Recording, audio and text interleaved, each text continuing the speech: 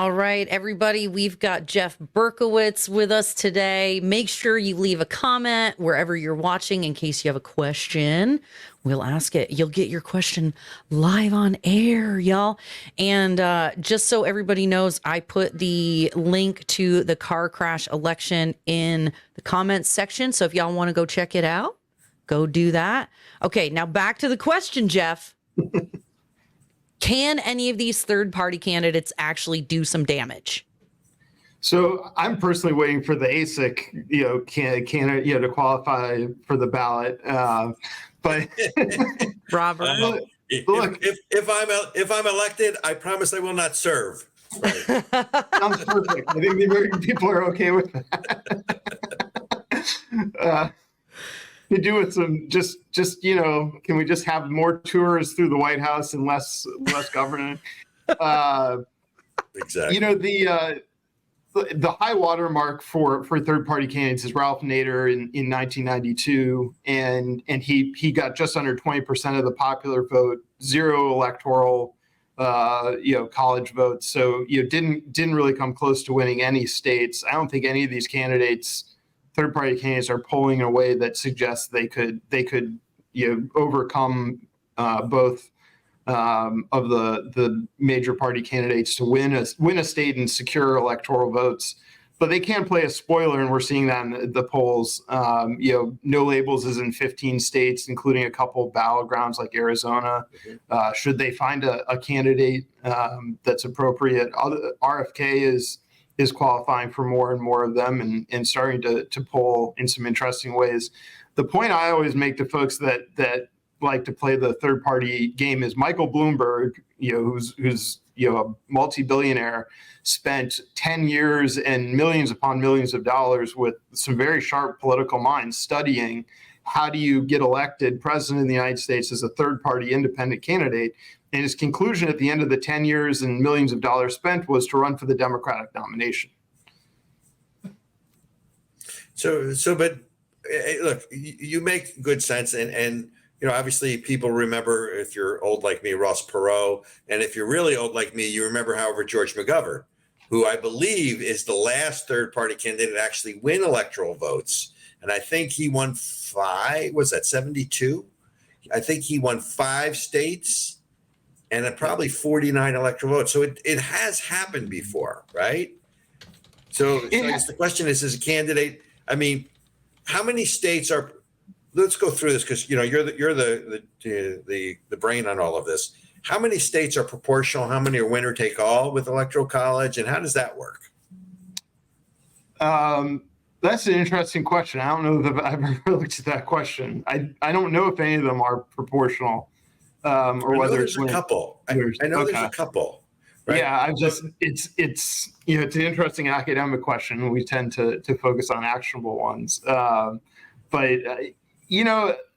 both George McGovern, particularly, and even I think you could argue Ross Perot were placed at the head of significant populist movements. I don't know who you could. Trump is more of the head of a populist movement. I was just going to say, because right now than any of the third party candidates. Yeah, because he's not really a Republican, and never was until he ran for the Republican nomination. At least as far as I can tell, he's a pretty liberal guy. He is in a lot of ways, right? You have this horseshoe going on with a lot of these populist issues. We like to talk with our corporate clients about, we're sort of in the swirl of these twin tides in American politics today, populism and progressivism. And there's some significant overlap on a number of questions like trade and economics, labor, that are happening, that are features of both of those movements. And it's particularly interesting to us because if you look at some of the populist, and progressive questions, you're actually starting to see this realignment among the parties. You're seeing, non-college educated, more traditional workers move into the Republican Party versus higher educated, upper income voters move more into the Democratic Party. And Trump has been a feature of that realignment and helped accelerate. Yeah. I think we're going to talk about this in the after hours, so I'm giving away the game a little bit, but it's interesting to see how there are a lot of folks who are more liberally minded, generally speaking. And when I say liberally minded, I mean in the traditional sense. They just want to be left alone. They want there to be some kind of a social safety net for grandma or the orphans or whatever, but they just want to be left alone. And so then it's interesting to see then how different demographics end up choosing who will represent them in government. It's like, okay, well, we agree that the government kind of sucks and that people are whatever. So why do you pick the team that wants more of your stuff and feels like it has control, it can control your life and tell you what to do? And I think that's what I think the Democratic Party has become so overtaken by the left wing and that thumb on the proverbial boot on the neck that they're thank you, James Carville. Yeah, exactly. Like that now people are rejecting it. Like it's just gone so far that people are like, ugh, and they're rejecting it. But they're not conservative either. So right. And so like they're kind of people are leaning toward the Republican Party where they wouldn't normally. So Jeff, explain to me something though about this realignment, right? I mean, obviously, the pillars of the Democratic Party, at least as I always understood them to be, in no particular order, are the union vote, right? The women's vote, the black vote, right? And I say teachers, union, which is still union, but I sort of differentiate that a little bit, right? So it's 3 or 4 pillars. Aren't we really seeing alignment? I would realignment, maybe not a majority within the black community. I mean, polls indicate, right? You never know until it's over. But I mean, are you seeing any of that kind of realignment? Mm-hmm. Yeah, I mean, you're definitely, it would surprise people to know that Donald Trump, given the way the media was reporting it, actually increased his share of the African American vote and definitely the Hispanic vote in the 2020 election compared to the 2016 election. And the polling indicates that he's making some inroads there in the Republican Party, particularly among African American men. And if you look at private sector union workers, there is a much more openness and comfortability with the Republican Party than there was, some time ago. Teachers and more traditional public employee unions are always going to be a part of the Democratic Party, but traditional private sector union workers, that's far less true, right? If you're an auto worker, they want you and your brethren to have a lot fewer jobs, right? That and shift the economics of your industry for to move from internal combustion engine cars to electric vehicles. If you're an IBEW worker and you make your bread and butter is building pipelines, putting up transmission lines, making energy infrastructure happen. Like the Democratic Party is in bed with environmentalists that make you sit on the sidelines waiting years to get to work on projects. I mean, you can just go down the list of, and then you get into all those social questions. That's not where a lot of those traditional constituencies of the Democratic Party are.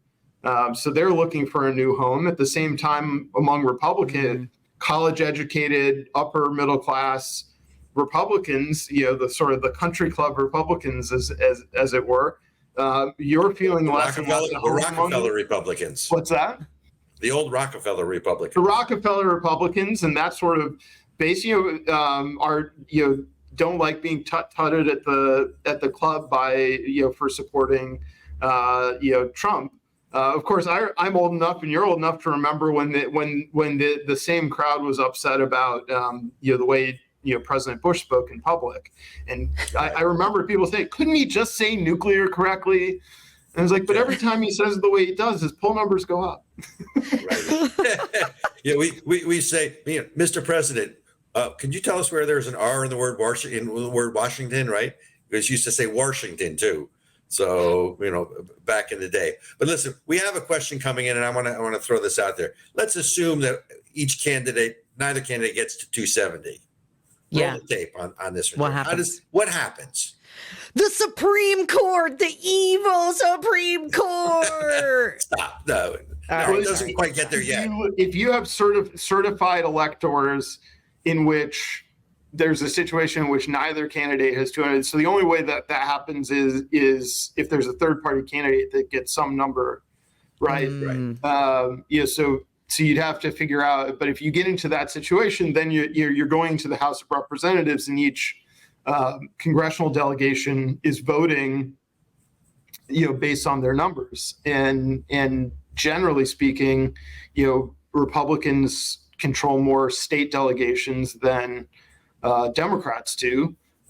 So presuming that's the case with the newly elected House of Representatives that's seated on January 3rd of next year, then you're likely to see a Republican, the Republican candidate Donald Trump elected by the House. So that sounds terrifying. So basically, we could have an election in November and not know until January who the president is. And then it's dependent on whoever got elected to the House of Representatives. Some of which may also still be playing out in those months, because a lot of those elections are going to be very close. There's states, like California, that take a long time to count. You only have so many hands, and even if you take off your shoes to use toes, it's tough for some of those elected officials. Those poll workers to get the count right. You also have in the last more states doing more mail-in ballots, and you have to wait for those to kind of come in and get processed. And then you're going to have recounts and close elections, and somebody's not going to make it to January because we last cycle. And then and then whoever loses is going to be like, bruh, it was a scam, and then they're going to contest it or whatever. And so, what is the worst case scenario? So you're getting towards it. I mean, because we're pretty divided. That's what my question is, because we're basically 50-50 in the House right now. And, there are plenty of Republicans who are happy to switch to the other side regardless of the outcome, right? There's probably plenty of Republicans in the House who hate Donald Trump so much or politically feel like it will be a better whatever. So, I mean, I feel like what you just said is the election is a coin toss. Yes. Is that what I heard you say? Yeah. Or it could come down to essentially a coin toss. It could very easily. It's going to come down to, look, the last, you're talking about tens of thousands, maybe hundreds of thousands of votes across, tens of millions of voters, in a handful of the states that Robert named earlier that are going to actually determine the outcome of this election. And then the question becomes, how willing are people to accept those results? In 2020, there's no denying that Democrats undertook a systematic process to open up the way we proceeded with voting. Correct. And there's a lot of questions about whether that was done in a responsible way. And I think if you do the final analysis, it's hard to get to the delta you need to say that means Donald Trump lost. But you also had Donald Trump had an advantage that no Republican presidential candidate had since Ronald Reagan, which was the RNC was fully able to engage in election day operations, meaning able to work at the polls and ensure ballot security. And his RNC under Ron McDaniel was wholly unprepared for the task. Well, and you do know that with the new regime at the RNC and a mutual friend of ours who has been brought aboard to ensure election integrity, I feel a whole lot better going into this because if anybody can right that ship, I think he can in terms of ensuring election or making a greater effort towards ensuring election integrity. But let's go back to that a second.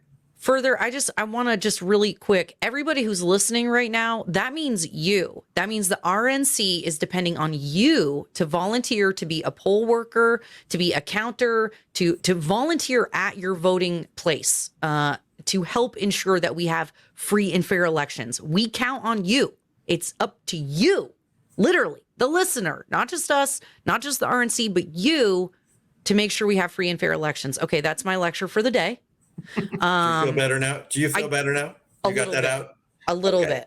It is all, after all, this show, we call this Of the People, but it's really about making you feel better. So it is. It is. I'm a woman, therefore it's all about me. Sexism. Here we go. But for now, Jeff, we'll let it be about you for like a few more minutes. So Jeff, let's talk a little bit about election integrity. I know you've done a bunch of research on the 2020 election. I don't want to put you on the spot as to what you think, but what are some things that you found in sort of researching the results, the methodologies of the 2020 election that most people aren't aware of? Well, you had a large opening of ballot harvesting and mail-in balloting that was largely unregulated. You had a lot of flexibilities brought in. You can argue about whether these were appropriate given the pandemic and the emergency that we were in and all the rest of that. But it definitely changed the rules. The Democratic Party pushed forward a lot of those rules, and they were prepared to take advantage of the new rules of the game. And the Republican Party was focused on raising complaints and concerns, but not in a systematic way that actually could maintain integrity, just causing noise, which had the net effect of discouraging some of our people to turn out because they lost confidence in the election. We've got to. Politics is about the rules, right? We were talking. We were in the run up to this, recording this conversation about the rules of the convention and how they work for candidates and nominating them and vacancies and all that. Every election has rules. Every game has rules. Government has rules. You've got to know those rules and how they work, and how do you then leverage those rules to take advantage of them? And the Republican Party in 2020 just didn't focus on that question and take advantage of it. Now they're trying to get better about turning out our folks are traditional Americans. They like showing up at the polls on election day, getting their little sticker. They don't like, that's what I like doing when I'm not traveling for election day. We need to convince more of them to mail it, get your vote in early, make things happen, make sure that your vote counts early if you're going to help drive more turnout. The more we get the people we know are going to vote, get their ballots in the mail or in early voting, the more the party can focus on the lower propensity voters, getting them out on election day. Oh, I love that. See, this is the thing. It's great to have values and norms and traditions, but it doesn't matter if you're going to lose. It's all about get out the vote. GOTV. That's it. Be strategic, for God's sake. Stop trying to be cute. Like, I get it. I want it to be a traditional way, and I want it to be like it was. Cute? Wait, I'm not cute? I thought I was cute. But that's like, just get. No, I really, it was one of the things that being involved in party politics was the most infuriating to me. People would cut off their nose to spite their face. And I don't get it. I don't see the Democrats doing that. Well, they're much more disciplined because I think ultimately they're in the minority. They had to be disciplined to be as effective. And I think in 2004, Jeff, you and I talk about the book, The Blueprint, and while we were all working to get Bush reelected in 2004, I think the Democrats in Colorado learned a formula that they have now replicated nationwide. And I think I think that the Republicans are still good at a circular firing squad. I can tell you in 2004, when I ran the Jewish outreach for the president's reelect under the auspices of RPOF, I butt heads with so many people in our party who were not in it for the right reason, or who were just stuck on not doing the right thing for the right reason. Ultimately, I think the results were good. But look, politics is about ego if it's about anything. And if you want friends in politics, buy a dog, as I've always said. It's just one of those things. So, Jeff, can you stay with us one more segment? I know we have to go to break and we have to earn some money. Yes. I can stick around. Because I want to shift to international politics. Ooh, dun, Which, dun, because dun. I know that Delve is international in its reach now. So I know that you work around the world with different, let's say, peoples, countries, corporations, that kind of thing.